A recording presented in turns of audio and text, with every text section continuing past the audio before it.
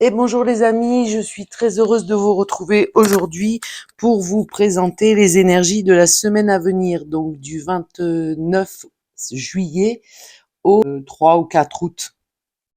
Voilà. Donc j'ai eu une longue coupure, mais bon, on va reprendre nos vidéos assez régulièrement et j'espère que ça vous plaira. Voilà. Alors déjà, on va faire les news des planètes. Le 2 août, Vénus entre en Lion et fait carré à Uranus en Taureau. Le 4 août, nous avons une nouvelle lune en Lion avec un fort désir de nouveauté. En même temps, la nouveauté, on en a tous les jours en ce moment. Mais je vous ferai une vidéo plus précise, donc ce sera pour dimanche prochain. Le 5 août, Vénus entre en Vierge, donc avec un positionnement particulier avec Pluton et Neptune, on a des rêves et des réalités qui sont très proches. Effectivement, pour certains, leur réalité est vraiment rêvée. Le 5 août, Mercure rétrograde en Vierge jusqu'au 28 août. Le 7 août, le Soleil est toujours en Lion et fait sextile à Jupiter en Gémeaux qui est en conjonction large avec Mars et rejoint donc Vénus en Vierge. À venir, un carré Saturne en Poisson avec Jupiter. Donc il y a une forte ambiance de très grosse tension avec une conjonction Mars-Jupiter en Gémeaux le 14 août. On devra faire attention aux décisions prises trop rapidement, une ambiance nerveuse suite aux oppositions déjà très très nombreuses et contradictions. Mercure rétrograde en Lion donc le 15 août.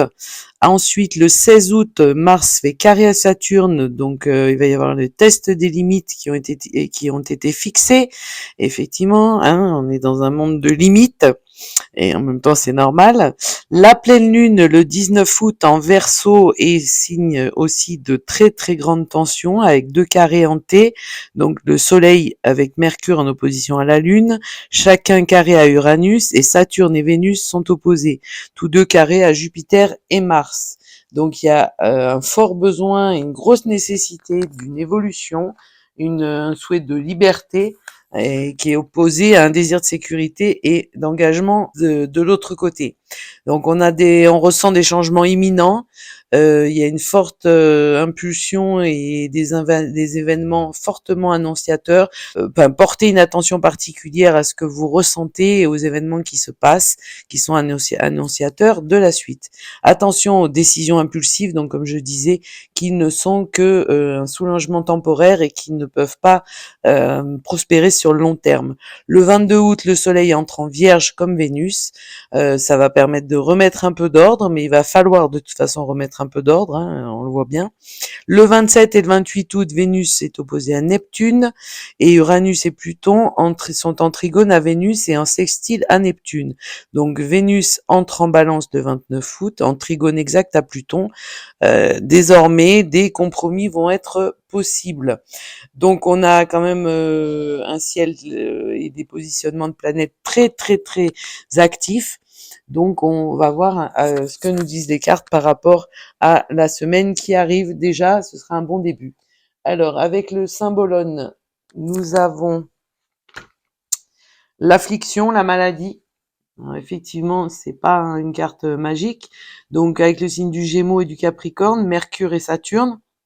Donc on a des oppositions et surtout on a Mercure qui va rétrograder, hein, donc il va y avoir cette carte est symbole de dégradation, de difficulté à apprendre, de manque de contact, d'invalidité, de réflexion et quand même de clarté de la pensée.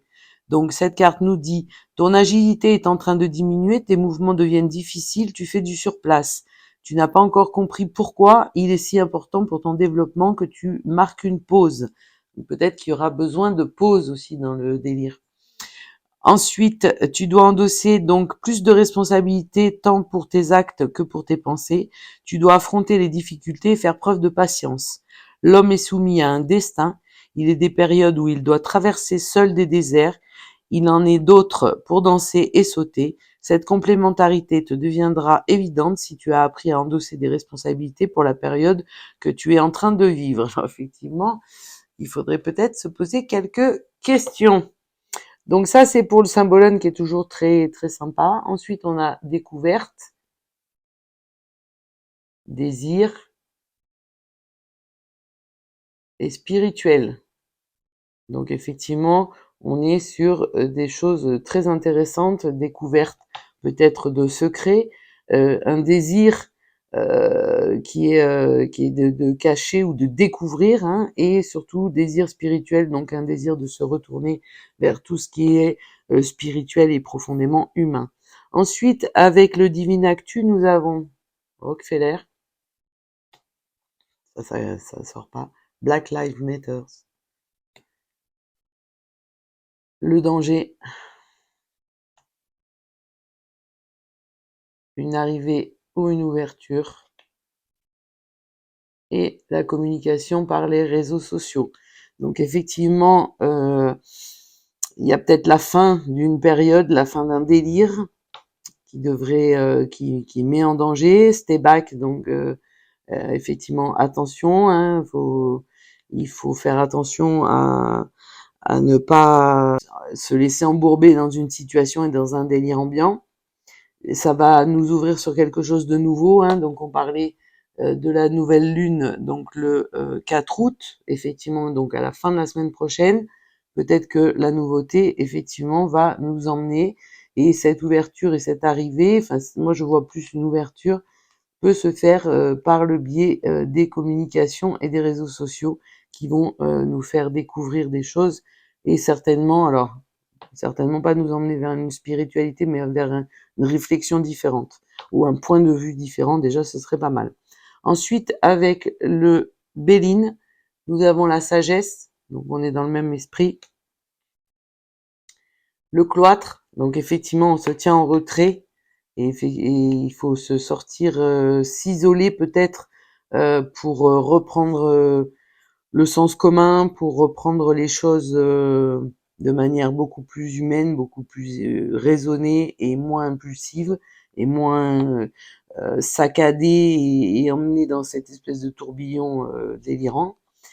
Et on a l'eau. Alors moi j'y vois le symbole du nettoyage. Peut-être qu'on peut aussi avoir le naufrage de quelque chose, hein, mais aussi les choses qui viennent de l'étranger. Alors peut-être qu'effectivement l'ouverture va se faire par quelque chose qui arrive de l'étranger, par le biais des réseaux sociaux.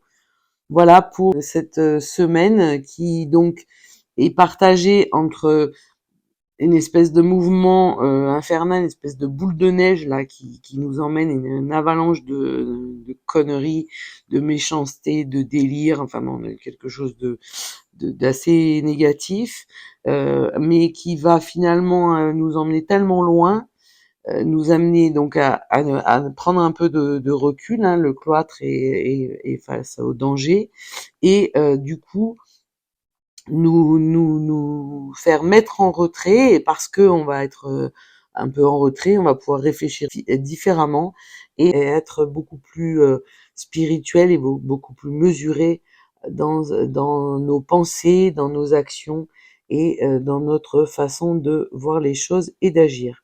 Donc avec certainement un gros nettoyage qui devrait se faire, je pense, avec cette nouvelle lune. Mais effectivement, les choses ne peuvent pas se faire de manière instantanée, et donc il va falloir prendre aussi de la distance, c'est-à-dire que il y a des choses qui ne nous concernent pas, donc c'est pas la peine de s'embarrasser ni la vie ni l'esprit avec les choses qui nous concernent pas. Il faut laisser passer ça, c'est comme un peu l'eau dans le fleuve, vous savez, l'eau polluée et dégueulasse là, dans laquelle les gens se baignent.